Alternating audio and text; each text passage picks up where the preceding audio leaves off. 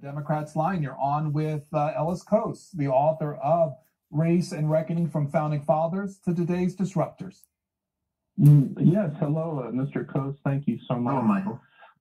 Down here in Broward County, we're kind of at the forefront with our governor, Governor Desantis.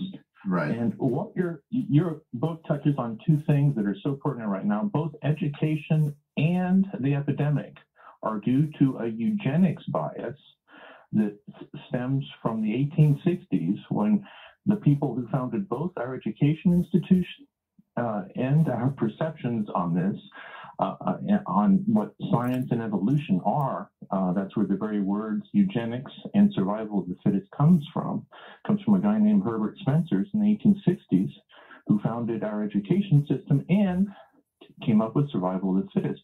Education is not about competition. Education has nothing to do with competition. What we're doing is separating the chaff from the wheat. And the reason we're doing it is because we think the chaff were the black people. And so they were trying to use science to justify racism in the 1850s, and we're perpetuating that into this day. And this is why we're suffering, according to the National Science Foundation, in excess of 400,000 deaths, mostly elderly. It's a grandparent genocide, but COVID-19. And the reason we're accepting of it as a society is due to this eugenics bias, where there's a sense that, well, you know, those are poor people and elderly and sick, and they kind of deserve to die. It's literally in our, I hate to say it, but that's what implicit bias is.